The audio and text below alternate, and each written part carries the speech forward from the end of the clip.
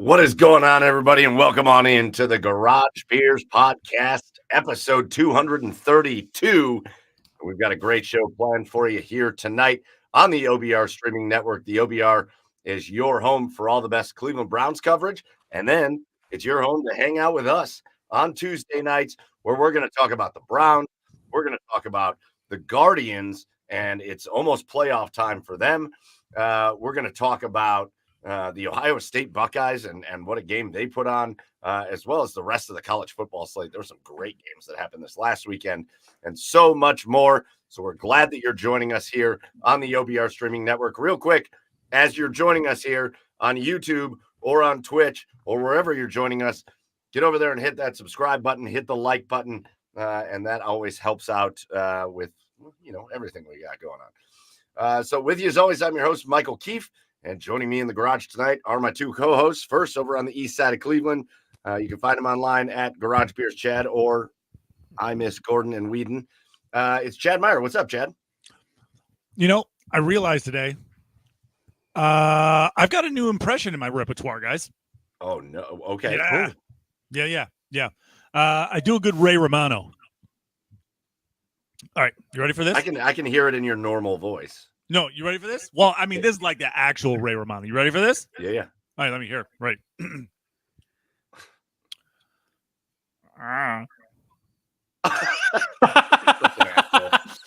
Nailed it. Nailed it. Yeah, it's great. That was so good, man. See, got it. Yeah, best impression ever. That's my best impression ever. So I've been working. I got to bed about 2:30 last night, but I think I'm good.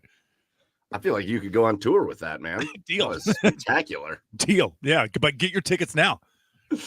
All right, Chad's working on his impressions. Also joining us down in Nashville, Tennessee. Find him online at Garage Beers Joe. It's Joe Whalen. What's up, Joe? I just saw Chad's name. I miss Gordon and Whedon. Yeah. We'll talk about it, but yeah, this team makes me miss those days. There's so many happy notes to talk about other than the Browns, though, like the Guardians. Oh yeah. Like hockey starting in a week from today. Yeah. Like it suck. Things don't suck outside of football. Yeah. This Browns team makes me excited for draft season. And I'm if anybody who knows me knows that's a huge thing for me to say. I mean, in fairness, just a tremendous amount of suck for the Browns. Tremendous amount of what? Yeah. Suck. Oh, you did say on Sunday, worst team in the NFL. I think the Titans won a game, but I think the Titans are pretty close. I think the Dolphins are contenders now for worst team in the NFL. Yeah. So we're not the worst, but we're close. No, we're not. But we're we're close. Yeah, sure are. But we're a top 7 draft pick right now. That's for sure. Hey, first year at the first rounder in like 3 years. Let's go. Yeah, well, we'll figure it out. We're going to talk about who we tanking for this year. We're tanking for anybody at this point. Tank for anyone. Whoever the 4 best offensive linemen are, and we need to get them all. Just tank, baby. Just tank. Can we tank for the Ohio State D-line?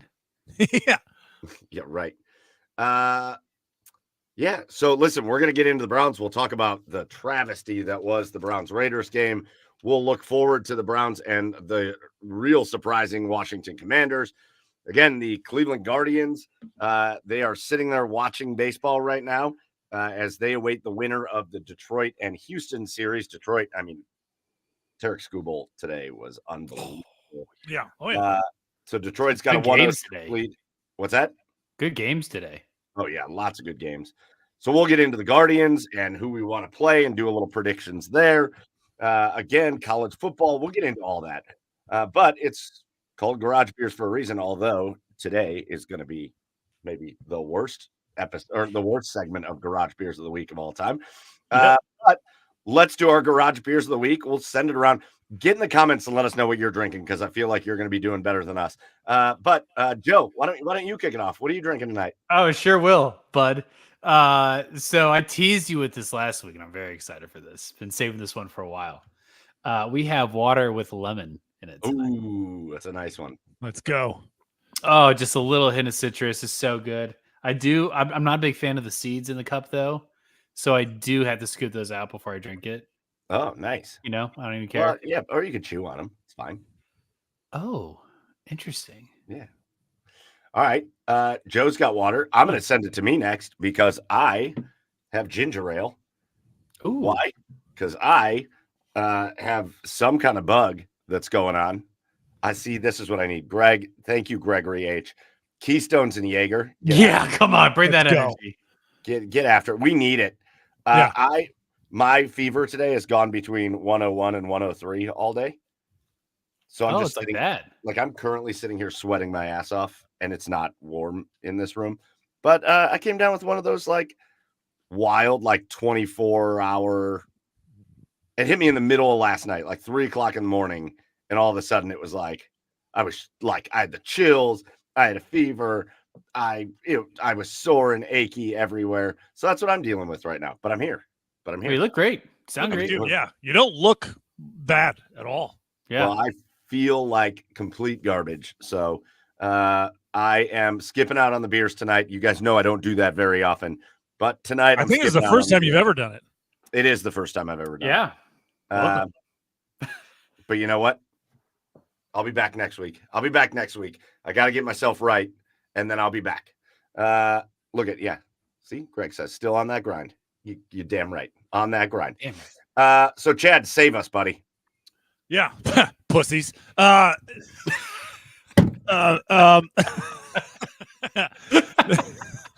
I went down to Columbus and got our friends from North High Brewing and got their Oktoberfest. Ooh, yeah. Oh, delightful. Yeah. Delicious beverage. Yeah, there it is right there. Look at that color. And yeah, I don't know. It's a good beer. It's a solid Oktoberfest. There's nothing really, it's well balanced. It's smooth. It's good.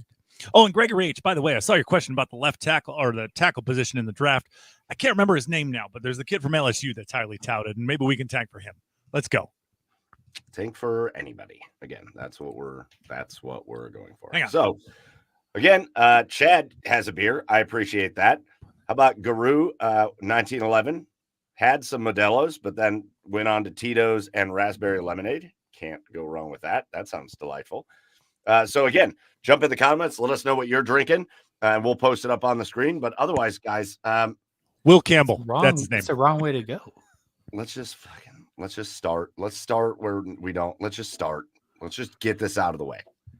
Yeah. Let's just get the goddamn Cleveland off. Browns. Let's get the goddamn Cleveland Browns out of the way. And moving on. Well, make it a quick one. Let's start by looking backwards, and then we will look forwards.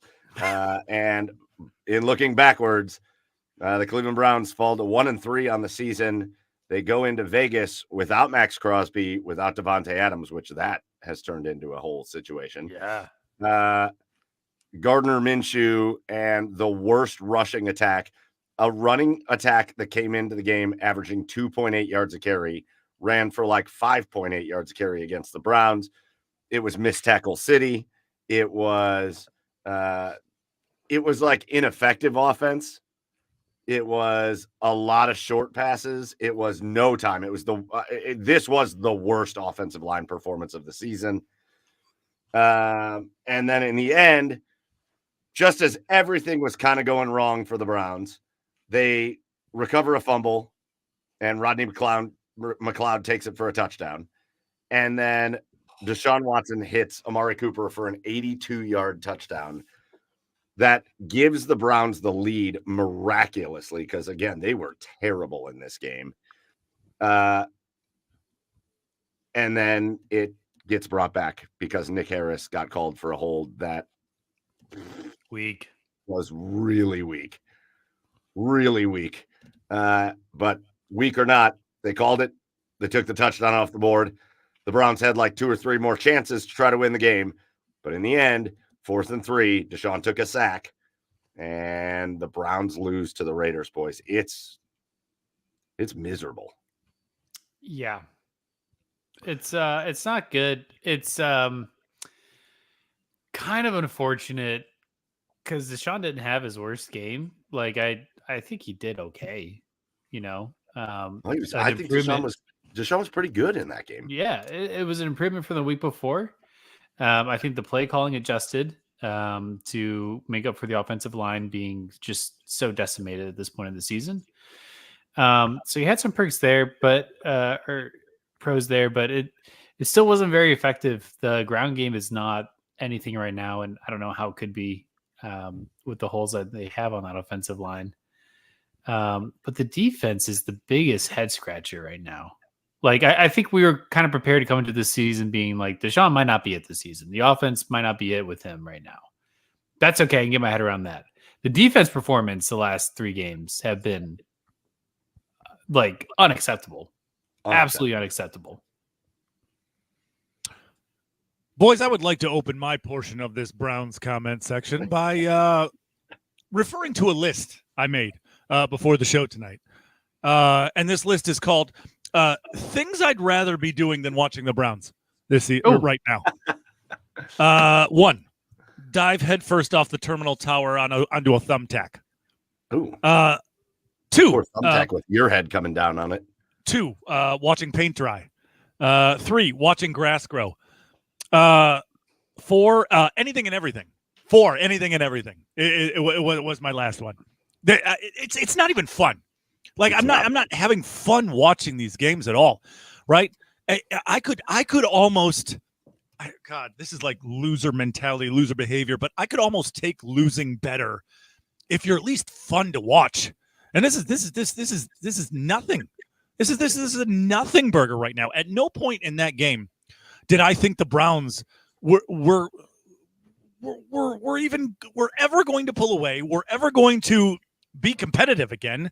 Then, I mean, they surprised, they obviously give you hope with the fumble return for the touchdown at the end. But there was no, it felt like it had no chance against a team that you were supposed to beat. The second week in a row, a team you were supposed to beat, and you came out, you were flat. You were absolutely flat, both offensively and defensively. Of course, minus the scripted first drive, right, which usually nets us a touchdown or points of some sort. But it was after that, it was. I don't know. I don't know. There's, like I talked about it last week, there's so many problems across the board with this football team, but first and foremost, the main thing, it feels like it just starts with effort. It feels like it starts with attitude and care. It just feels like these guys are just going through the motions right now. Like, Deshaun, I will say this about Deshaun. I know we've complained about him the first couple of weeks, and rightfully so, but I'll tell you what, this game, people are going to look at the numbers and be like, how could you say this was Deshaun's best game? No. With the way Deshaun was playing, that was the closest I've seen Deshaun. That was the closest I've seen. How do I want to word it? That was the closest I've seen the Deshaun we expected to get for $230 million game I've seen out of him in the last 3 years that he's been here. He was scrambling, making plays out of chaos, right? That throw, I texted you guys, that throw to Amari Cooper as he was getting laid out was vintage Deshaun. Like, that was Houston Deshaun. Dime. So it was like, and there was another one where he laid one right in there for Jerry Jeudy, and whoever the safety was made a great defensive play. But he was pushing the ball upfield. Like, that was the most Deshaun, Houston Deshaun that we've wanted to see. But I don't know, with all the injuries, with all the offensive line issues, the defense was, I don't know, they decide not to play until the fourth quarter. I don't know. It's just, it sucks. It sucks a whole butt right now, and I'm not having any fun. There was another Deshaun. I think Deshaun played well. I think he played well. Outside of the fact that I wanted to strangle him when he didn't throw the ball on 4th and 3. Yeah, yes. Because you need to throw the ball because there's no other option. Yes, right. I also didn't like that play call at all. But, like, I thought Deshaun was good. There was another play early in the game on the scripted drive where he got absolutely crushed. The typical. There's a couple things that the Browns just can't do anything about. One, obviously, any sort of an end around, they cannot defend it. No. I don't know why. I don't know where that came from, but they can't do it. 2, stunts on the defensive line. When the opposing team, when the Raiders were running stunts and they were meshing around, the Browns can't defend that. Their offensive line cannot deal with that. So the Raiders ran a stunt. Deshaun got absolutely crushed in the backfield and delivered a beautiful throw to Elijah Moore for a first down. So I think he played great. I think Deshaun played with heart. And again, I've said this a couple of times now, but an area that I'm going to have a little hope is I did like seeing leader Deshaun. It's like the first time we saw leader Deshaun. Yeah. And when he got up in Dewan's face, because Dewan Jones decided not to move on a play, when that, I was like, okay, all right, this is what we need. We need guys that are getting pissed and that are going to, that have a little pride in what they're doing. Having said that, guys, Chad, I think you make the best point. So here's my example of how not fun they are right now. Deshaun Watson hits Amari Cooper for that 82-yard touchdown, right? And we didn't even know there was a flag until, well after the touchdown. Yeah. And all of a sudden it was like, oh, there's a flag. Normally, my reaction would be jumping up and down, getting real excited, sending text messages, whatever. I was watching Amari Cooper run down the field, and my honest reaction was just, before we knew there was a penalty, so it looked like it was going to be a touchdown, my honest reaction was like, all right, thank God. Like, it wasn't like excited. I wasn't like up jumping around. He ran in for the touchdown. I was like, okay, all right, good. All right. They're not going to lose to a much worse team. And then obviously the penalty, and then they lose to a much worse team. It's every week it's a new way to lose, and they are inventing ways to lose. And you can say that, yeah, well, even without that play, they had other chances to win, but like, that should have been the play that helps you get the win. And it's difficult to watch right now. It's just difficult to watch everywhere. I see you guys in the comments are all talking about mental mistakes. I do not. There's a lot of that stuff. There's some things that I do put on coaching. That's been a big topic of conversation, boys, is like these penalties, especially the procedural penalties in the NFL. If Amari Cooper breaks the huddle, runs out to the wide receiver spot, wherever he's at, and then goes in motion before he gets set, that's not on coaching. That's not on coaching. That dude's been in the NFL for years.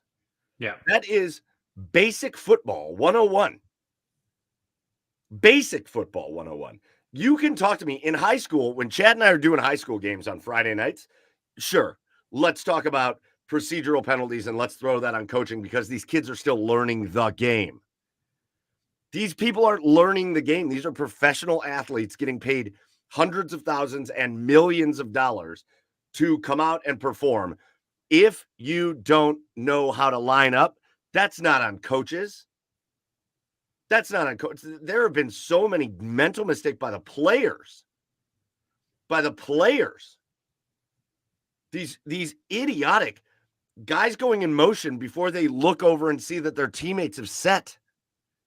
I've never seen so many motion penalties and so many illegal shift penalties in my whole life. Yeah. Sorry, that's not coaching. That's basics football 101. They're making so many mistakes. I think it's just such an easy cop-out to say, well, coaching should be accountable for those penalties. Nah. No. The guy's got to be accountable. The guy's got to be accountable to everything they're doing, whether it's stupid penalties, whether it's Amari Cooper leading the league in drops. That's not coaching. Whether it's leading the league in missed tackles as a team. These guys aren't playing with pride. They're not playing with any pride. Right. And where coaching does come into that, though, is they do have to hold these guys accountable for that. And I feel like you don't see that. What do you want to see, though? Like, I guess this is my question. What do you want to see? If Amari Cooper drops a pass or has another freaking procedural penalty, what are they going to bench him? Something. I mean, what? I don't know. I don't have a good answer for that. But there's got to be something that's got to be done. You can't keep trotting these guys out with all of these illegal ship penalty. And like, find someone who can line up right. Find someone who is going to, who is going to, I don't know, not cover the tight end or something. Some of these stupid procedural penalties. It's not going to, if it's not getting fixed, you got to figure out some sort of solution. Yeah, I just again, I don't know. That accountability can come in practice, but I don't want. He's had a terrible year. I don't want Amari Cooper off the field. Well, sure, yeah, sure, it can come in practice. That's fine. But to continue to do this, and it's just blowing my mind because it's the same. It's the same group from last year. It's for all intents and purposes. This is all the same group from last year. Why is this happening? I don't know. Is it fair to ask if Kevin has lost the locker room? Because these guys look like they don't care. They look like they do not give a shit. I mean, I think it's a fair question. One thing that I am very grateful for, Ken Carman and Anthony Lima. I don't know if you've seen the interviews they've been doing with Rodney McLeod every week. It's really cool to just they do a great job of having like a candid conversation.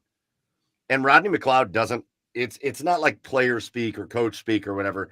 He just comes out and talks about what's going on. No, I don't think they were talking about Kevin Stefanski in their interview, I think this week. And he came out and said, like, he's the steady force that we need. He's like the steadying presence in the locker room that gets us all. Like he came out and said it. So, and listen, I know we've talked a lot about Amari Cooper, and Guru 1911 in the comments says Dallas would take him back today. How do you explain Amari's issues? I think there's something people don't want to lay his issues on, but Amari Cooper didn't seem real happy to have his name included in trade rumors and stuff this offseason. Yeah, sure. And man, he's playing like he's not overly thrilled. That's the only. I don't know that that's even the case because you would expect the guy to be a professional. What's that? It's frustrated out there.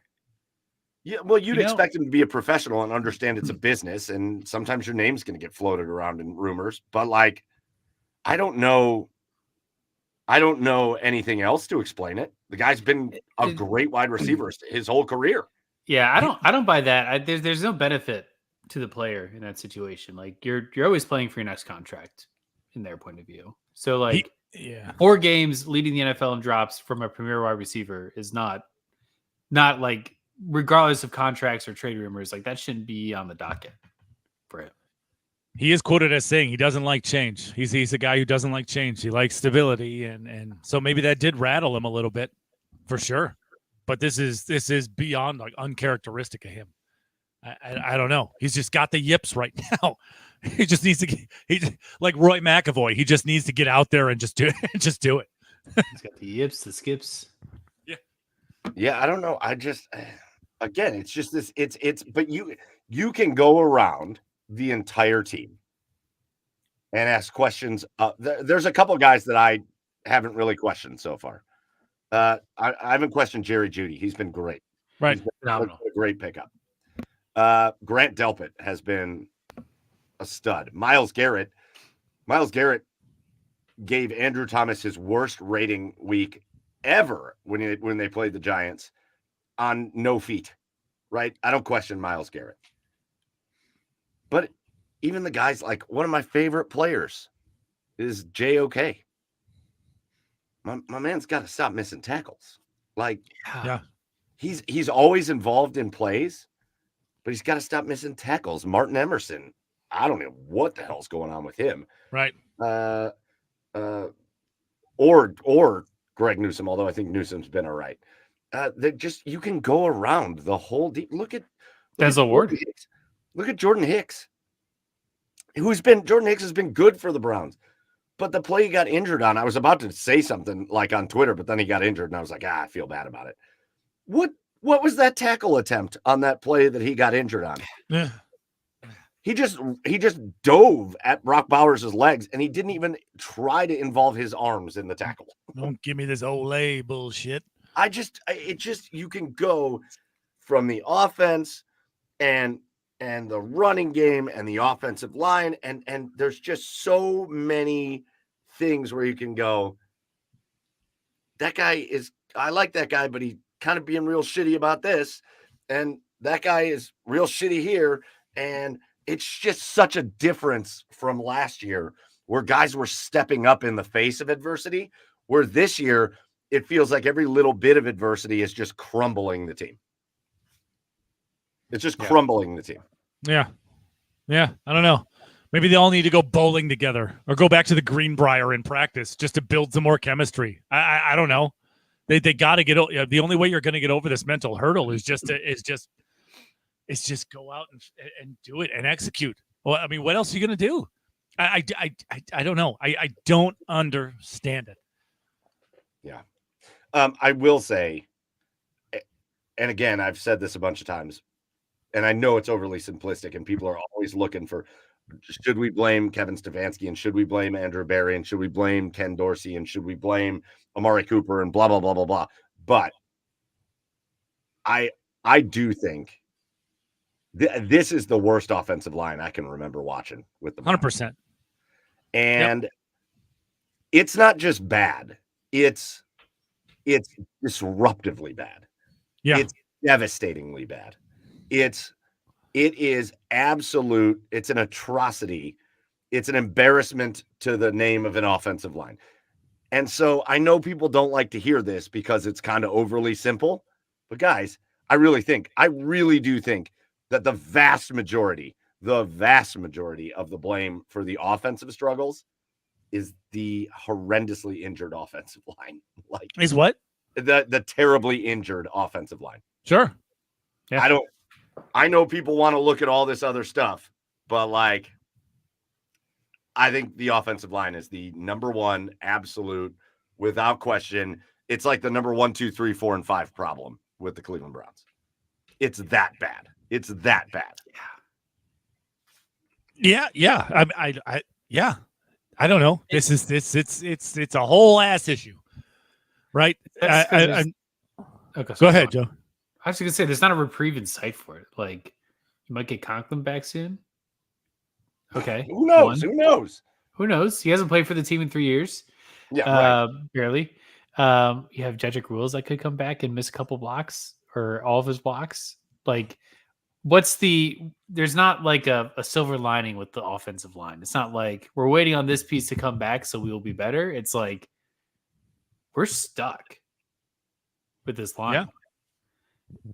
And I don't know what the solution is. Is it just completely changing how this offense is schemed and focus on what they're starting to do against Vegas last week, which opened up the long ball later in the game, even though that was called back. Had some okay movement at times, but there has to be. I mean, there just has to be drastic changes to how they're calling plays right now. I also think, guys, and I see it on the offensive line more than anywhere else. You got Myles Garrett out there saying that his feet are just killing him, but he's out there. Yeah. I know David Njoku's been out with the high ankle sprain, but that's normal. A high ankle sprain keeps you out, but he's been trying to come back. Sure. How's Jack? You know what I don't want? Jack Conklin still out? Yeah. What is he out with right now? Well, he was gonna come back, I guess, but then he hurt his hamstring in practice. Just retire. How is he still out? How's Jed? Jed is always doing something to hurt himself.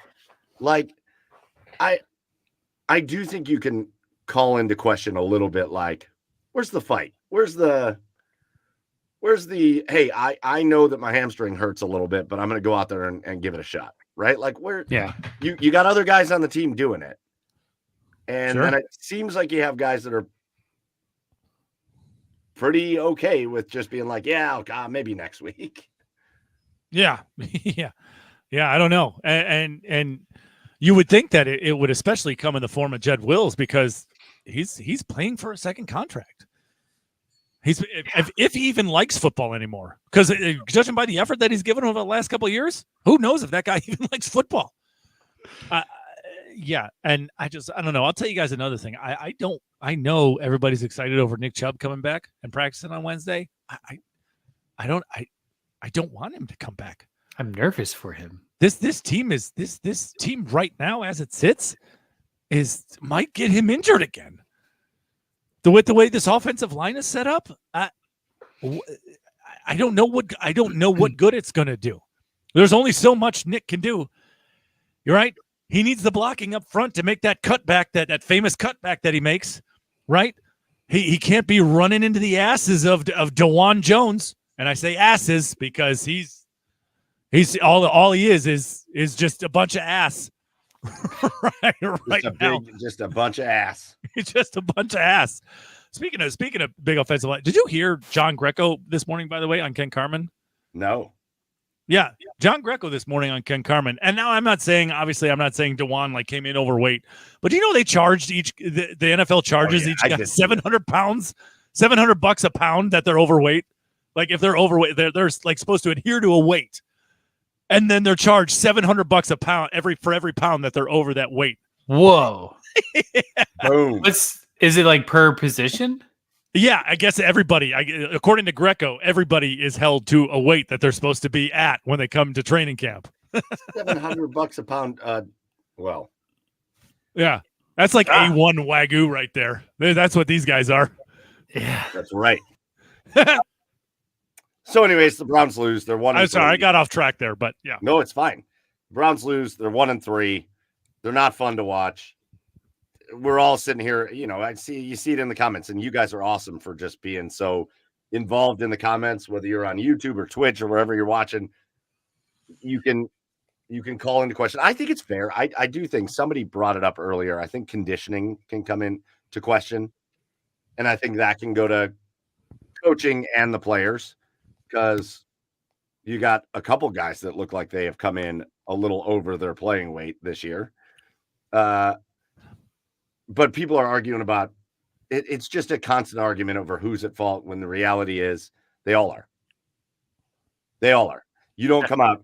You don't have a team like you had last year where you, again, found ways. No matter what was thrown in front of you, you found ways. No matter what the issue was, you found ways. And you don't come out this year and look again. They absolutely look like one of the worst teams in football. Who would have ever saw that coming? See, can I agree? Can we look at that Guru comment? Right.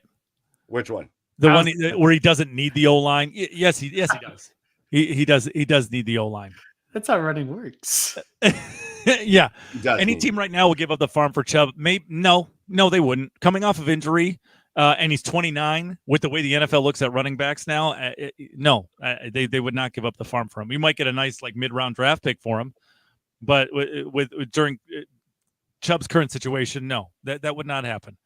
Listen, but will Nick Chubb behind this raggedy ass offensive line? Will Nick Chubb be better than Jerome Ford? Yeah.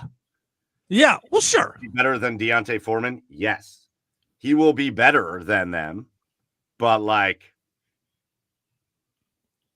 you can't have the worst offensive line in football. Yeah. Are you going to see Nick break off those famous runs that we love seeing him? No, I don't think so. Not behind this guy.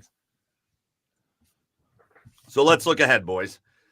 And this Sunday, the Browns are traveling to the D.C. area, and they are taking on this ridiculously hot Washington Commanders team, where they've got their quarterback.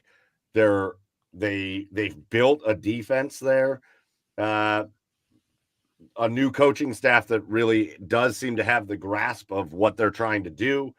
And the Washington Commanders are 3-1 on the year. They're a team that puts up a lot of points. They're a team that tend to give up a decent amount of points. Although I don't know that matters when it's the Browns and they don't score points anyways. They're allergic to points. But The Browns got their work cut out for them. The easy part of the schedule is pretty much done, and you went 1-3 through it. And now it's only going to get tougher, and it starts this week. This is outside, and it may even be, when you factor in Dallas, this might be the best team the Browns have played this year. Yeah. Yeah. Yeah. Jalen Daniels has been phenomenal. Phenomenal his first 4 starts. Great. Throws it fantastically. He's got, incredible mobility in the backfield, breaking off for runs. He's a really dangerous threat. And you're going against a Browns team now that, we don't know what we'll get out of Myles Garrett week to week. I mean, he'll be in for snaps. You can see how limited he was against the Raiders. I don't know if that drastically improves this week. And you have a secondary that doesn't know how to press, or maybe they're not calling presses. That goes back to our former conversation. But a defense that is playing very, very soft in coverage. And he has everything in his ability to tear up the Browns next week. It's a tough game now. Look. Yeah. I mean, Jaden has been nothing short of a rookie sensation. I mean, he is right now. I mean, on top of everything that you just said, Joe, he's spreading the ball out to all of his different playmakers that he has at his disposal. Right? Terry McLaurin, Zach Ertz, Jeremy McNichols, the guy who replaced Austin Eckler, is stepping up. Right? Yeah. Brian Robinson is having a hell of a year. And then when Jaden decides to tuck in and run, he can make things happen. And then, the defense for this Commander team, who we expected to be pretty bad this year, has been stepping up as of late. And that's that's pretty much exactly the reason why this team is leading the division. So it doesn't look good for the Browns this Sunday. It doesn't, but I think there's reason for hope. I think seeing some of that emotion out of the team last week against the Raiders, where it was no longer just get to the sideline, sit there, go back out and play, now we got guys kind of getting in each other's business. I think there's a reason for hope. What I want to see, and this game to me really falls on the defense. They need to come out and do what they should do against a rookie quarterback. As good as Jaden Daniels has been, as good as he's been, and as difficult as he is to contain. Terry McLaurin's a good player. Zach Ertz is a good player. It's time for everybody to step up. It's time for the defensive backfield to be that lockdown defensive backfield. No more of this bullshit 12-yard cushion, let a guy catch the ball 7 yards in front of you and then make a move around you and miss a tackle. It's time for the defensive backfield to step up. It's time for the defensive line to be that havoc-creating defensive line, which they've been pretty good at so far, but even more so against a rookie quarterback. And it's time for Jim Schwartz to get these guys out there and get them confusing a rookie quarterback. Like, this has to be a step-up game. And I know that we would have said that last week. You got to beat the Raiders when they don't have their best players. I'm not saying I don't know that I'm even going to pick. I don't know. But like, this has to be a step it up game, because all you're going to hear all week if you're the Browns is how good the Commanders have been, how good Jaden Daniels has been, how well they run the ball, how many points they're putting up, the efficiency levels of the Commanders. That's all you're hearing if you're the Browns. And all you've heard in your other opponents is how bad they are. Daniel Jones. Gardner Minshew. Well, okay. Now you've got a team that you're going to hear about all week. You got to come out. It's time for the Browns defense to come out and do what we expect them to do. Like that, to me, it's just bottom line. It boils down to that. Offensively, they'll figure things out or whatever. Maybe they won't. I don't know. But like defensively, it is time for them to come out and do what they need to do. Yeah, I mean, I wholeheartedly agree. The question is, can they do it? Will they do it? I don't know. Through the first 4 games, it has been questionable at best, and I don't trust them to do it now. It's a show me game. It's a show me you still have it. It's a show me that you are able to step up type of game. If you're able to do that, sure, you totally give yourselves a chance to win against a rookie quarterback and this Washington Commander football team. But you haven't done it. You haven't done it through the first 4 games. Why should I trust you now? I can't pick the Browns in this game. It reminded me of the Vegas game. Our special teams couldn't even get like Dustin Hopkins, obviously missing that extra point. Yeah, completely changed the script the entire fourth quarter of that game. But then Corey Bojorquez could not stop punting into the end zone. Yeah. Dude was hitting bombs from the 20 into the end zone. Yeah. A little backspin on him, my guy. Yeah. Take a little off. Take a little off. Pro Bowl Bojorquez. He's great. He's Chris Gardocki. Remember how everybody's favorite player was Chris Gardocki? Well, there weren't a lot of guys that you could have favorites back in those days. He was a left-hand footed punter too. Look at that. It's a modern day Chris Gardocki. Oh my gosh, look at that. Oh, well, listen, it's not a great Washington defense. I don't know that the problem is I want to here's the problem. This is why I'm fumbling all over myself in these conversations, because I want to analyze things the way that I feel like they should be analyzed. But in reality, I don't fucking know that any of it matters. Washington has given up a lot of points. Do I think that's going to matter? Do I think it's going to matter for the Browns? Probably not. No, I don't know. I don't know. Raiders have given up a lot of points. It's because they've so far up to this point of the season, they haven't given you reason not for it to matter. Yeah. Actually, every team that we've played has given up a lot of points to every other team that they've played this season. That's a good point. So, no, the Commanders giving up a lot of points in the first 4 games of the season does not comfort me.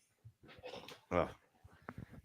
Yeah. All right. Well, can we do predictions and get out of this? Yeah, please. Let's get out of the depressing Browns. Go ahead and give predictions for this week. Oh man, give me 31-20 Commanders. Bring it home. Ooh, wow, you're giving the Browns 20. That's generous. First time this year. Yeah. 28-18 Brown or Commanders. I almost said Browns. Oh, sorry. Idiot. Careful. 24-21 Browns. Okay. All right. They have to come out of this. They're too good. There's too many good players on the Cleveland Browns. You have good coaches and good players, and they've all been in a funk to start this year. But I think defensively they are going to step up, and I think offensively they're going to look even a little bit more comfortable than what they did last week. And maybe you'll get a little blocking. But I think Deshaun looks pretty good again. And I think the Browns are going to get the win. I can't pick them to slip to 1-4 on the season. I can't. When is the bye week? Can it be this week? Isn't it next week? No, it's the Eagles first. It's week 10. Right. If we're just theoretically, if we're 2-8 at the bye week, 2-7 at the bye week, shut the fuck up. Is Stefanski fired?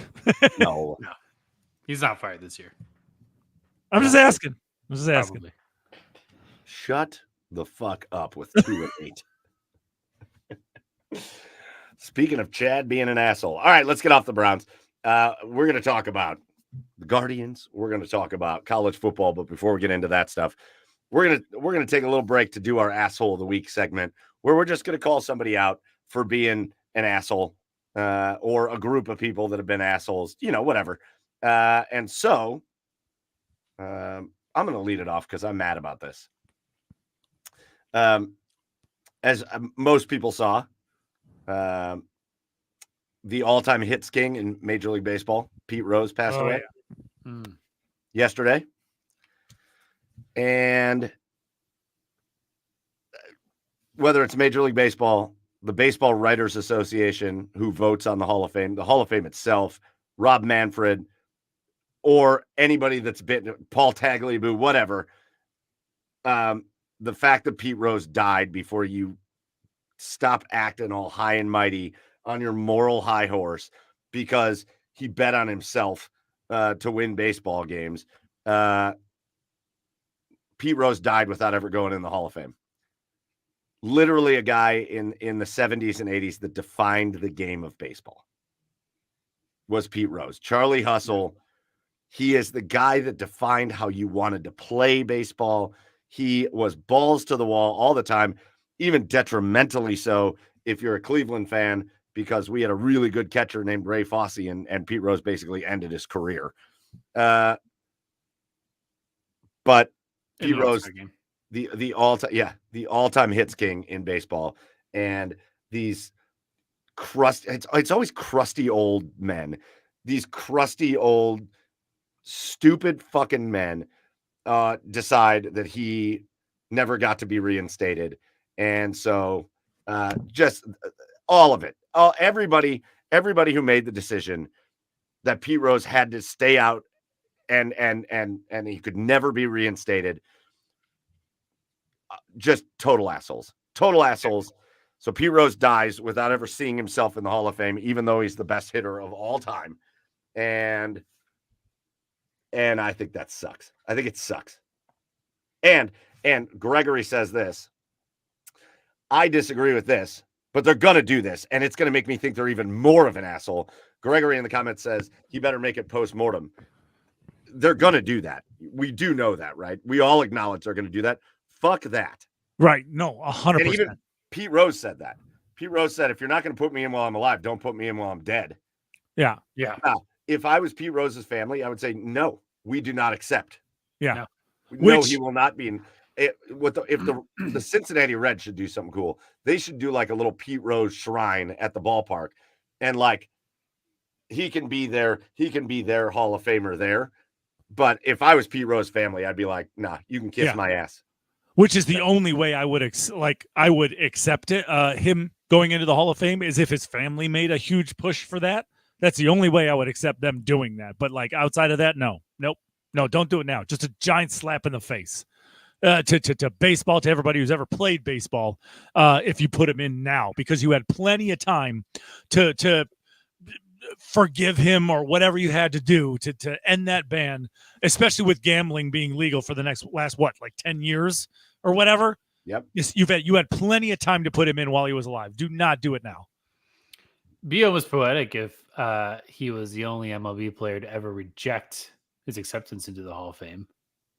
I mean, it sucks. It sucks that again, he didn't cheat.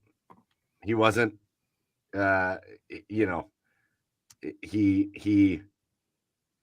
bet on his own team, which he shouldn't have done. It was a stupid thing, and he dealt with it for a long time, and they never made it right. And I think it sucks. So that's my asshole of the week, is just everybody involved in that. But also shout out to Pete Rose for a hell of a life. You know where he is a Hall of Famer? He's a WWE Hall of Famer. Oh, yeah. So he made that Hall of Fame. So shout out to Pete Rose. He got chokeslammed by Kane, didn't he? What's that? He got chokeslammed by Kane. No, that was Drew Carey. Never mind. No, it was Pete Rose like 3 times. Oh, really? Or was he tombstoned by Kane? I don't know. Who knows? Yeah. Go ahead, Chad. Who's your asshole of the week? My asshole of the week is these people who seem to think that people like who've never played football can't like speak on football. Yeah. Like I don't like, it's like the fact that like people think that you can't learn the game of football if you've never played it is pretty mind-boggling to me. Like, and this also includes a couple of people, NFL players who shall remain nameless. But when you're trying to explain to people about, there's a lot of things that go into blah blah blah, you can't see plays. So you mean to tell me that I'm going to watch the same tape you're watching, and I'm going to see that you open. I'm going to see you wide open, but no, like since I didn't play football, I can't say that you're open because it's got to be a different coverage. It's got to be a different. No. People can learn the game of football without ever having to play a down of football. So just stop being an asshole about that. I love that one. That's a really great one. Shout out to that one. Joe. I think this is like a three-peat for me, but give me SEC fans. They're the most unbearable people in the world. There's some good people out there that are SEC fans. It's a couple. But we were getting dinner during like the third and fourth quarters of the Georgia Bama game, which was phenomenal. But like it was like a pretty quiet bar, and like they all cheer when their team scores or does well, but then get in other people's grills when they're doing well as well. And it's just like so hostile and like childlike. It's just I hate it. It's just they have an aura about them that is just like, get me the hell out of here. I think definitely certain schools. My favorite team is an SEC team, but yeah, but they weren't before this started. I also hate the SEC elitists. I can specify with Alabama, Georgia, Tennessee. Yes. I think those are the three. If you walk around chanting your conference, you're weird as shit. Yeah. Like that's something I don't like. You don't ever see people walking around being like Big Ten, Big Ten. Yeah. But AL Central, all they do is chant SEC. It's so lame. It's so lame. So dumb. It's so cringy. Right. Anyways, they suck. All right, those are our assholes of the week. If you got somebody that you want to call out for being an asshole this week, please feel free to jump that in the comments. But let's get into a more happier topic. And let's get into these baseball playoffs. They started today. And really, they started kind of yesterday. Where that Mets-Braves doubleheader was unbelievable. That was one of the best games probably the best game of the season. The first game of the doubleheader was probably the most exciting game of the season. There was 4 lead changes, I think, from the 8th inning on. Yes. The Mets were down 3-0, bring it up to 4-3. Braves come right back in the bottom of the inning, make it was it 7-4, something like that, 6-4, and then Mets get a run back. Frankie Lindor crushes a home run to take the lead. It was like it was playoff baseball already. It was electric. Yes. The only thing that made me mad was the Mets then had a chance to eliminate the Braves from the playoffs, and then they and I'm like, they rolled over. You got him where you want him. The Mets were like, well, we made it, so we're just gonna. I don't get that with like a division, like with the conference. You had a chance to kick the Braves out of the postseason. Yeah, weird. I don't get that play at all, unless it was a seeding thing, because then they would have had to play San Diego, and maybe they wanted to play Milwaukee instead. Well, I don't. That's weird. Anyways, so the Cleveland Guardians have earned that first round bye. They are the 2nd seed, and they will play Saturday at 1:00. That'll be their first game, and they await the winner of the Detroit Tigers and the Houston Astros. And man, the Tigers got off to a great start in Houston today. Again, Tarek Skubal went out there and basically just shut down the Houston Astros. And it was a shutout until the 9th inning got a little crazy. Yeah, a little dicey. Yep. Got a little dicey for Detroit. But the Detroit Tigers are 1 win away from playing the Cleveland Guardians in the ALDS. And I love the way this might play out. There's a real solid chance that in the ALDS, there are 3 AL Central teams and the Yankees. Yeah, I know, right? What? No. What? Did the Royals end up winning? Yeah. Oh my God. 1-0. Yeah, 1-0. Yeah. Yeah. The Tigers won 3-1. The Royals won 1-0. And then on the National League side, the Mets beat the Brewers 8-4. The Mets are scary. Yeah. Because the Mets it'll be like 4-0 Brewers after 5 innings, and the Mets will just put up 8 runs in an inning. Like, right. The Mets just have like explosive innings. Yeah. Yeah. So the Mets up 1 game there, and then the Padres right now in the 5th inning are beating the Braves 3-0. So let's talk about this, boys, because here in Cleveland, again, game 1 of the ALDS is Saturday at 1 p.m. It's either the Tigers or the Astros. So just kind of your thoughts on how we want that to go. Yeah, it's tricky for playoffs because you're not getting. I don't think this year you're not getting a bad team with whatever comes out of that series. I think the Astros really came into it red hot. Obviously, the Tigers have been the hottest team in baseball for the past month. Maybe aside from the Padres, but and freaking Mets, dude, grimace season. But it's a 5-game series, best of 5 series. So the first 3 games is the winner of the series, and for that you really got to look at starting pitching. I think from the Tigers' perspective, Skubal scares me. And he's a guy that can make a quick second turnaround and maybe start that 4th game if there's a 4th game against us. And that would be really tough. I think pitching-wise, I think we match up pretty well against them. I think that, we could hold our own in that regards, but I don't want to see Skubal twice. If we play the Tigers, we got to put them out really quick.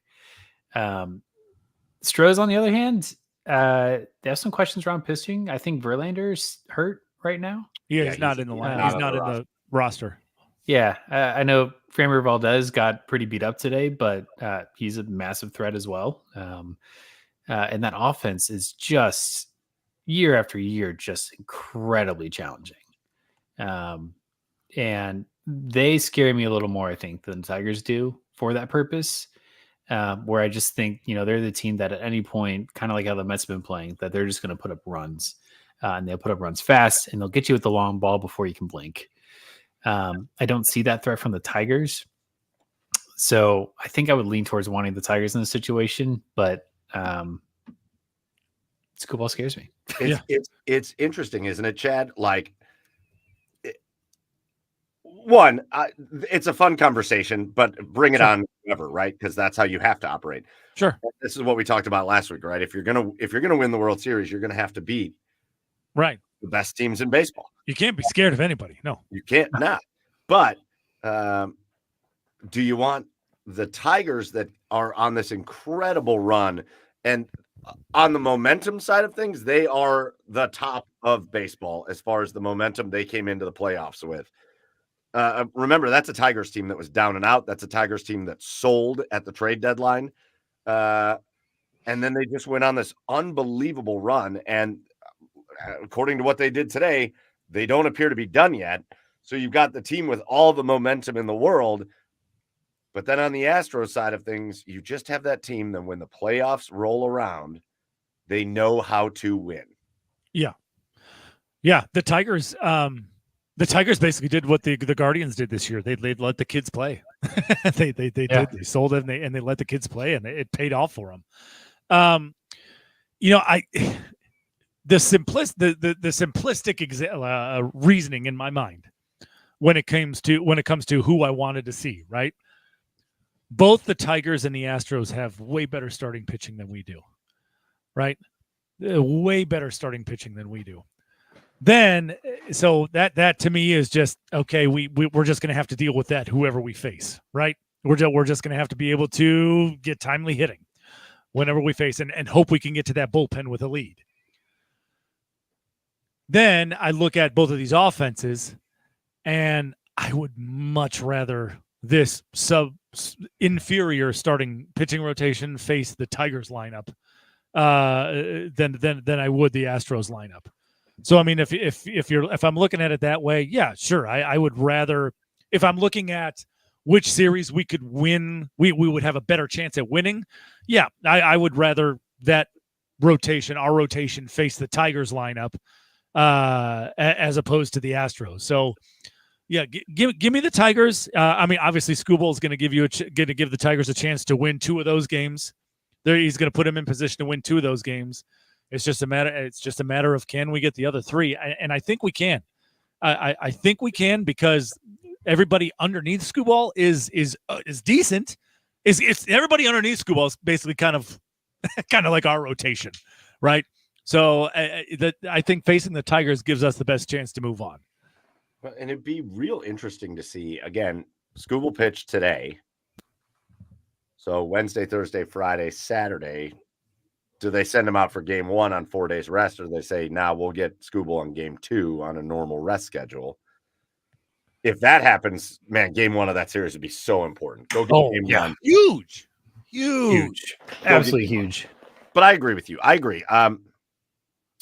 Familiarity-wise, the Guardians know the Tigers. They understand the Tigers. And to be honest with you, and maybe this sucks, but God, I feel like every time the Guardians play the Astros, there's like an intimidation factor. Yes, 100%. Like they kind of cower a little bit.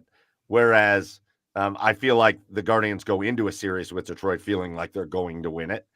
Again, I don't want to take anything away. To be honest with you, it's the first time I've ever rooted for the Detroit Tigers in my life. Yeah. But the run that they went on here this last month of the season was awesome. Yeah. And it's a likable team. It's a likable group of guys. It's Sure. So I was like, oh yeah, all right. Having said that, I would much rather face them than the Astros. I hate the idea of what Houston can do in the postseason. Right. And it's the same thing. It's the same thing for the Tigers tomorrow. Like you almost feel like the Tigers have to beat the Astros tomorrow. Yeah. That can go to game 3 for them. Because if it goes to game 3, I don't know. On the other side of things, the Kansas City Royals blank the Baltimore Orioles. Insane. What? What? A Royals team that kind of limped into the playoffs. But an Orioles team that also limped into the. It's funny. The two series are so different. The Orioles have not been a good baseball team the second half of this year. Nope.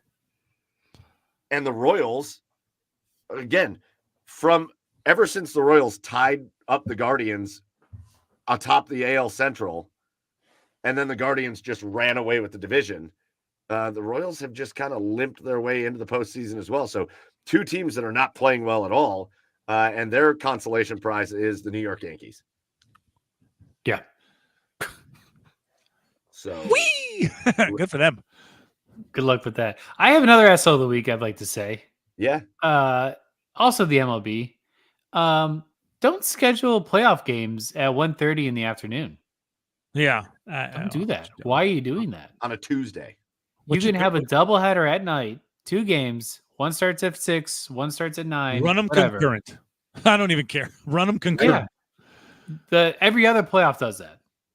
Yeah, it's weird. It stagger the games a little bit, but obviously with baseball, you don't have the big breaks like halftime or quarter intermissions. What are we doing? Why are we doing this? Yeah. It's so dumb. Now I got to do it in the tomorrow. I got to turn on the TV while I'm working. I'm going to do it. But like, so just to the Guardians real quick, whether they play the Astros or the Tigers, they've got this week basically off.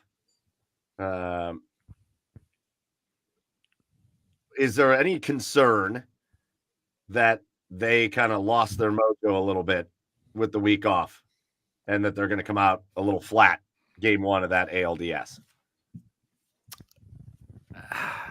tough to say. I mean, I would imagine they'd be doing some live practices here this week, especially with the full week off. Like, I'm sure you could do some simulated games or simulated innings with the team throughout the week. So I don't think they're just sitting dead in the water, like field and ground balls all week or like in Cabo or something. But it's possible. I really think that this affords us actually a bit of a blessing for just durability of the team and some guys that were just coming back from injury. You have Stephen Kwan coming back right before the end of the season, so you give him a little more time to get right. You have not Matthew Boyd. Who's the other one? Alex Cobb. Blister Boy. Alex Cobb. Blister Boy. Blister Boy. Hopefully he can come back, get some reps in. You'd love to see him in a starting position here in this first leg of the series. So no, I think it's okay. Especially if you're hopefully preparing for a long playoff run. You just got off a 161 game season. You want your guys as fresh as possible. Hopefully they got some stuff going in this week that's simulating some live game action. But I think it'll be okay. Emmanuel Clase has pitched 100 pitches to all of these guys right now. Just to keep them fresh. Just keep them fresh. And they now have no confidence. No, yeah, not at all. they all hit slow rollers in the cage. Correct. Yeah, I mean, of course, there's always that concern, but I'm choosing to believe that it's not going to happen, right? I'm choosing to believe that the guys are going to be focused, right? Loose but focused, because it's one of the biggest series of their lives. Right. I mean, what is this the first time that like guys like Quan have been in the postseason? No, 2 years ago. No, huh? 2 years ago. That's it. 2 years ago. Yeah. It'll be like Bo Naylor, John Kenzie, I think Brennan, maybe first time. Maybe Lane Thomas. Oh yeah, maybe Lane Thomas. Yeah. I'm an idiot, but yeah. So I mean, obviously they know what postseason baseball is like, so they have the experience. So if it was their first time, then sure, maybe I'd be a little bit more concerned. But no, I think they know what they're getting into. Yeah, and they got to. They need certain guys to step up. Jose Ramirez more than likely is going to step up. Josh Naylor's probably going to hit a big home run or two through the course of any given series. Stephen Kwan's going to set the table. Andres Jimenez is going to do what he does. But like Lane Thomas feels like he is really important to them as far as just maintaining the level of play that he had in September. LaFountain in the comments says Manzardo. I mean, talk about some big hits down the stretch. Kyle Manzardo, big hits down the stretch. John Kenzie Noel. You need him. But then you also need guys to just step up. The starting pitching is going to be huge. You got to figure out a way to get those guys through 5 innings at least. Right. Turn the ball over to your bullpen after that. It's going to be I think it'll be very reminiscent. I think the pitching approach, boys, will be very reminiscent to what we saw in 2016. Sure. Where it was just get your starters to get you through 5 and then turn that thing over to the best bullpen in baseball and watch it go to work. Yeah. Yep. Cade Smith, 2 innings, Hunter Gaddis, 1 inning, and then Clase. Boom. Oh, God, I'm getting excited. We talked about it last week. I'm getting excited, but it's also. Yeah, I could see your sick boner from here. Wait, what? That's weird. The stress. Oh, God, I'm ready to collapse. The stress level of playoff baseball, man. Sure. I'm ready for it, and I'm not ready for it all at the same time. I love not being a wild card because it's like a warm up. It's like, Oh yeah, we're gonna get this in a couple of days. Yeah, for sure. We're gonna get this. I'm excited for it.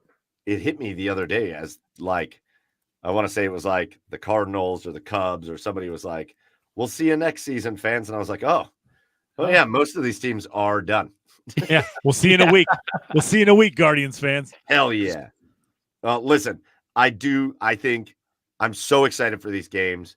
I hate that the first one is a 1:00 game on a Saturday just because it never feels the same. But Progressive Field is known for how loud it gets during playoff baseball. If you will remember, Joe, you were at the game where Francisco Lindor hit that grand slam against the Yankees. Yeah. That noise level is probably still with you to this day. It was the loudest. I mean, the loudest environment I've ever been in. It was chilling and like euphoric because like everyone was just losing their minds with that home run. Yeah, and they were still losing at that point. By the way, we knew. It was 8-7 after that grand slam, but yeah we knew. We all knew. Just elsewhere, real quick, guys. So. Who do we anticipate? If I was going to let you guys do a prediction, who do you anticipate in the league championship series for both sides, the ALCS and the NLCS? For the ALCS, it really depends on this Royals Baltimore series because I think Royals may get past and they win tomorrow. I think the Yankees are going to wipe the floor with them. Yeah, I think Baltimore poses a real threat to the Yankees club. And I think they still pose a real threat to the Royals. I think they just couldn't get the offense going today. But that Baltimore team's really good. And if they play the Yankees, I think that the Baltimore Orioles will make it through. On our side of the fence, I think there's a good chance the Guards make it. I think this is a really special team, and that's just not like being a fanboy here. Like, this team has gotten to this second seed for a reason, and obviously we hope that they come out going strong on Saturday. But let's give me the Cards. NLCS, it's got to be Dodgers. Got to be Dodgers. Does it gotta be Dodgers? It's got to be Dodgers. I think that's kind of a shoo-in. And I'm forgetting who else is on that side of the bracket. So the Dodgers are with Atlanta and San Diego, and then the Phillies are with the Mets and the Brewers. Yeah, give me the Mets. There's nothing I've seen out of the team the 2 days that I've watched them this season that would tell me that they could not beat anybody right now. Yeah. So yeah, give me Dodgers and give me the Mets. Give me the Mets and Padres in the NLCS. And then on the other side, it really depends on who wins that Royals-Orioles series. I think if Baltimore is able to come out of there, I think they give the Yankees problems. So I think it could be Baltimore and the Guards in the ALCS. So give me Baltimore and the Guards. I think it's Yankees and Guards. I think it's Mets and Dodgers. Boom. I think those are my final four. And what's that? I was going to say, you can finish first. No, go ahead.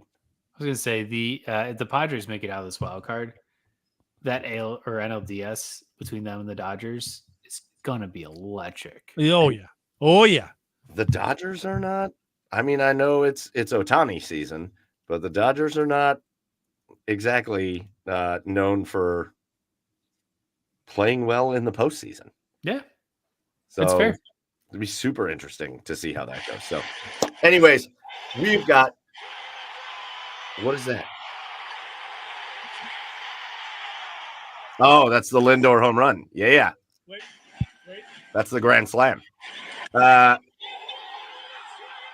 Matt Vasgersian's call was great. It was so good. So good. Oh, it was so good. I wish I heard it, but I was Maria. All right. So again, playoff baseball happening in Cleveland this weekend on Saturday. I cannot wait. It will be fun. We talked about a sport that hasn't been so fun. This is going to be a blast watching the Cleveland Guardians try to go win that first World Series since 1948. And in order to do it, they just have to win, 11 games? That's all. Yeah. They got to win 11 games, and they would be world champs. So it's right there. It's right there. After 162 games, after 90 61 wins, 11 wins is all that separates them from a World Series. And they're doing it. This is their year. 161.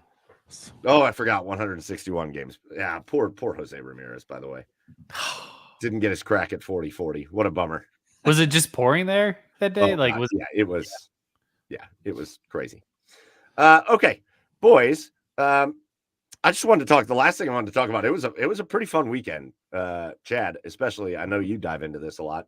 It was a pretty fun weekend in college football. Yes. So I want to start with the Buckeyes real quick. Sure. Jeremiah Smith, guys. He's a man. He's a man among boys, and he's man? only 18 years old. He's like an android. He's like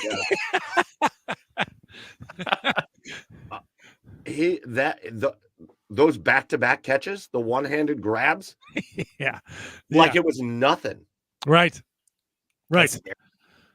He's like a more, and this is weird saying this, but he's like a more athletic Megatron. That's what he reminds me of when he's out there. It's weird. I know it's weird saying that, but you never saw Megatron like jumping and leaping and making these one-handed grabs because he just used his size. But this kid has size and like the athleticism is just ridiculous. Yeah, he is spectacular. Yeah. Yeah. Like, Megatron was more of an inertia kind of guy, you know. Yeah, exactly. that's right. Exactly. No, it's Okay. what's the coolest thing Okay. about him? Oh, hey.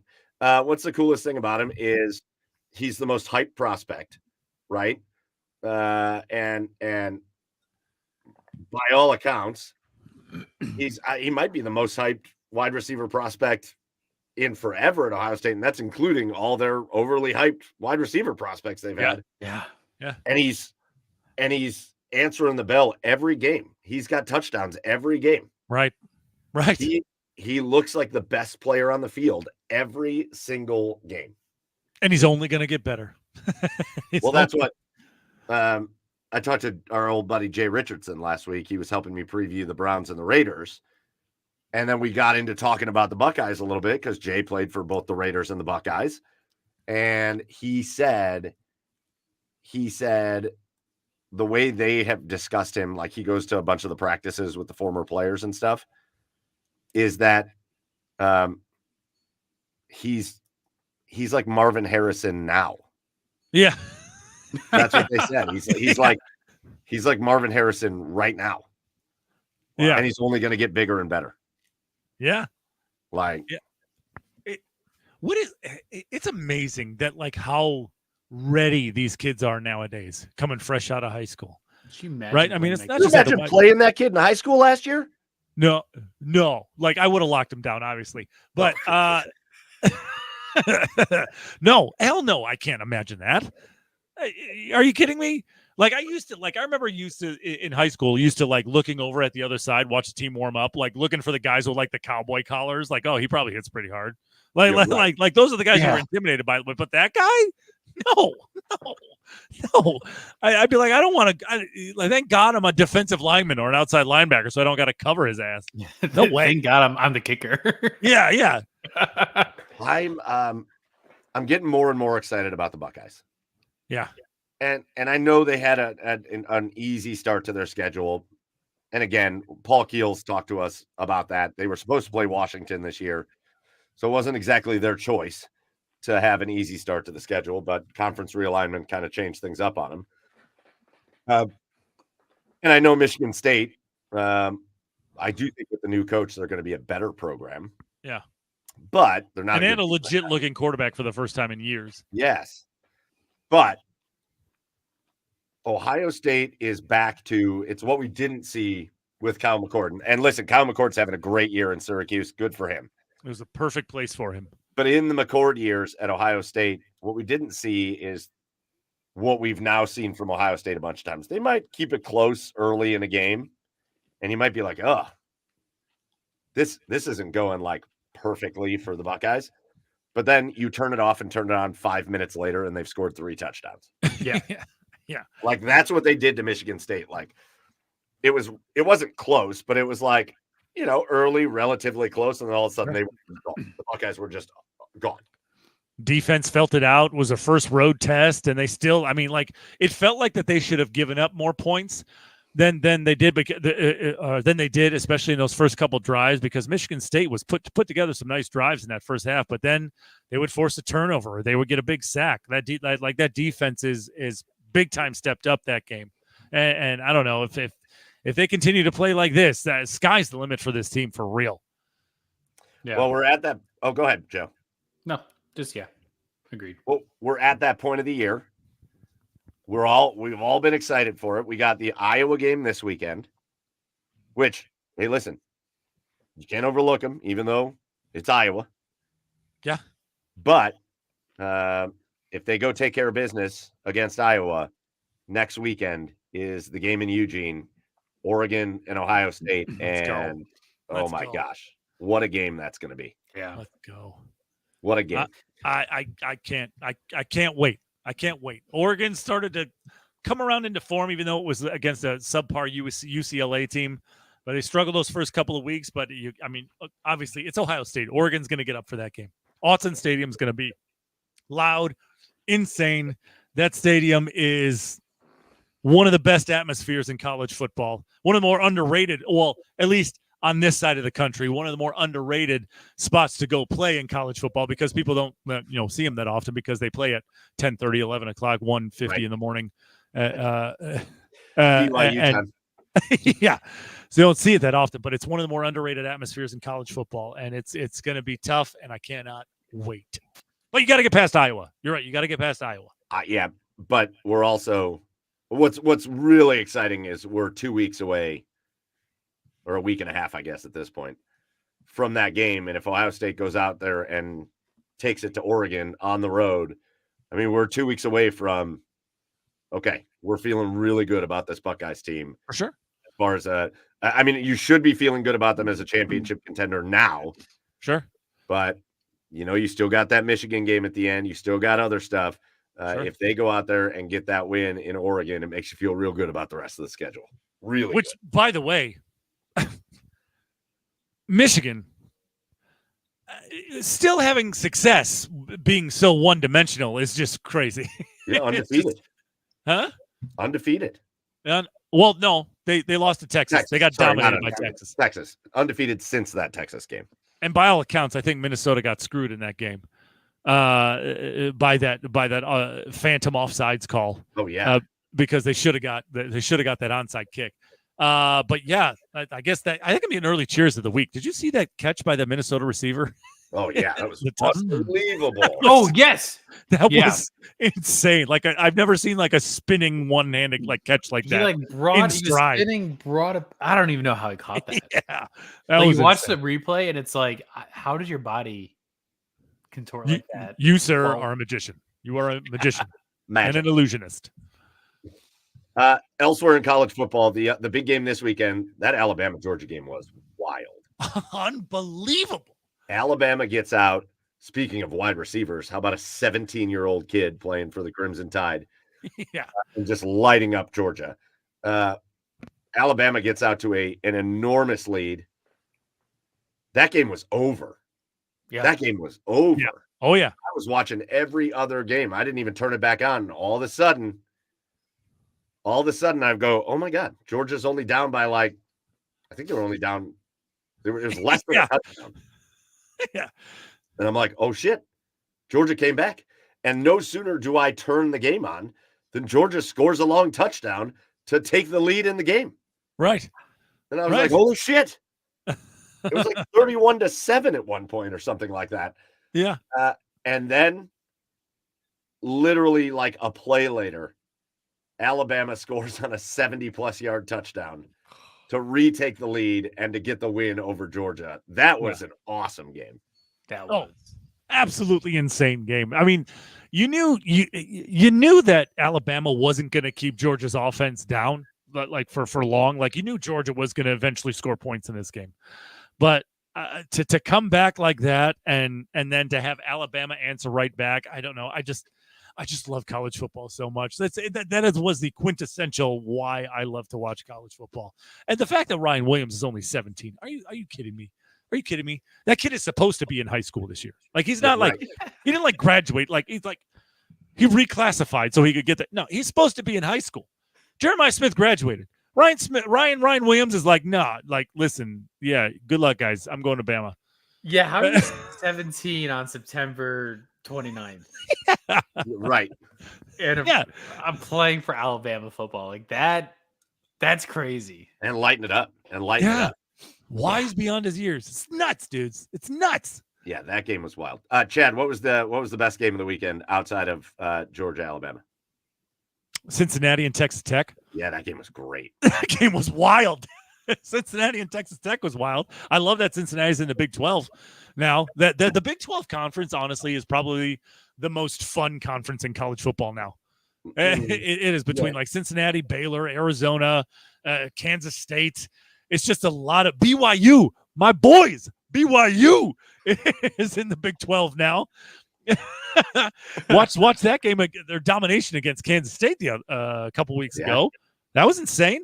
But it's probably the more exciting conferences in college football. But yeah, Cincinnati Texas Tech game was wild. Just this wild back and forth game, and it just ended with a missed field goal. I don't know. It's just Yeah, what Anti-climactic. transpired. You're never out of it. You're never out of it in either the Big 12, the Sun Belt, whether you're Washington and Oregon State in the Pac-12. Pac-12 championship game's already set, by the way. You're never out of it in those like group of 5 conferences. That makes that so much fun. And then of course you go to the Power 5 guys, and you got your like more competitive games, your close games, and it's just college football is. People thought that NIL has ruined college football, and it has in a sense, but just it's still fun. It's still fun in my eyes. Yeah, hell yeah. All right, boys. Well, it's 10:25, and so we're going to wrap up on episode 232 of the Garage Beers podcast, but we're not going to wrap up before we do our cheers of the week. And so, Joe, why don't you lead us off, man? Give us your cheer of the week this week. Give me Frankie Lindor, dude.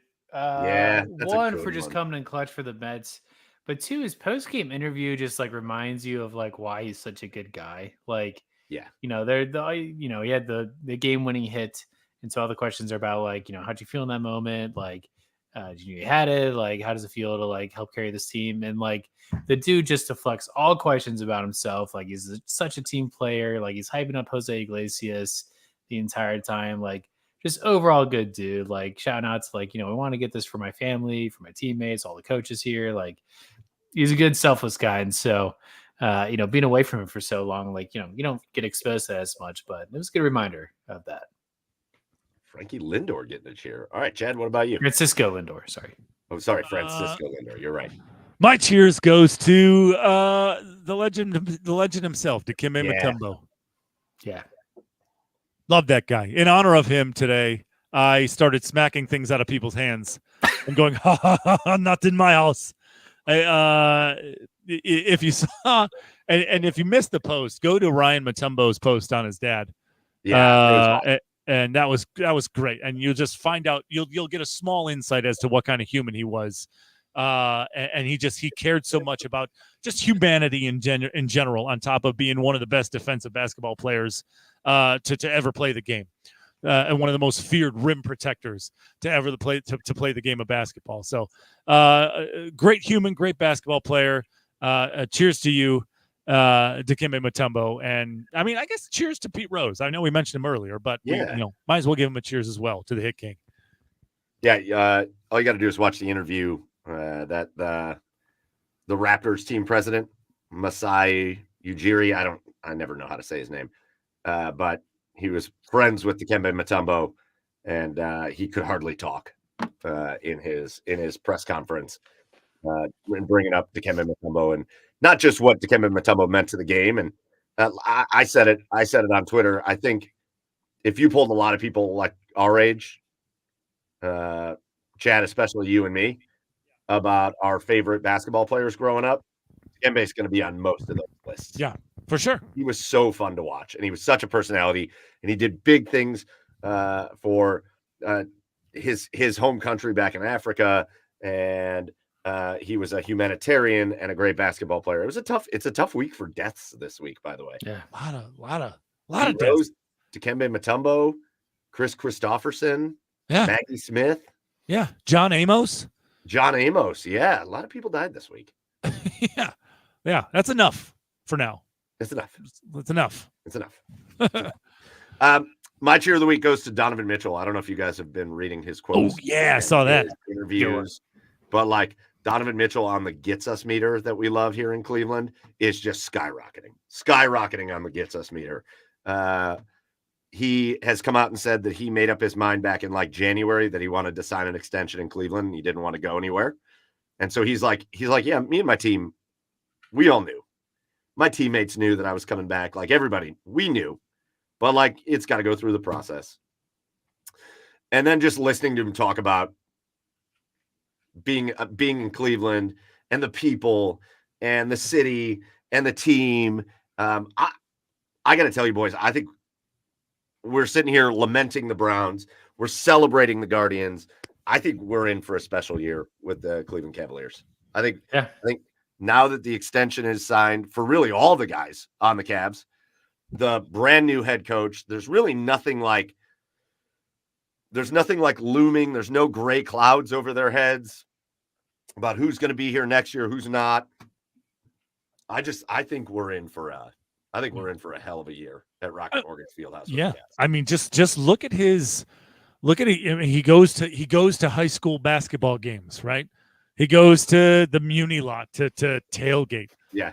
Like anytime a superstar has embraced the city, anytime he is that comfortable going out in public without any like security, without any like right. It's his team. Like he's that comfortable in this city. Like that should be an indication right there that he loves it here. So yeah, of course. Yeah. Shout out to him for sure. Yeah, it was awesome. All right, boys. Well, those are our cheers of the week. Our last cheer of the week is going to go out to all of you guys that joined us. The comments were live and well tonight. And we appreciate everybody that joined us live here on the Garage Beers Podcast, episode 232. If you didn't join us live, or if you can't make it on a Tuesday night at 9:00, remember, you can catch us anywhere you get your podcasts, Apple or Spotify. You can also go back and watch on demand on YouTube or Twitch and catch the Garage Beers Podcast. So shout out to all of you that joined us. Shout out to the OBR for hosting us. And that's going to do it for episode 232 for Chad Meyer and Joey Whalen. I am Michael Keefe. Go follow the show at The Garage Beers on all the socials. Until next week, cheers, everybody.